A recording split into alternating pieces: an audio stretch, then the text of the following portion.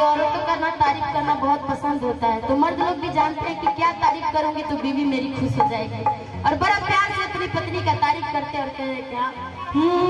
कि गोरिया चाँद के अजरिया नियन गोर पार हो, गोरिया चाँद के अजरिया नियन गोर पार हो,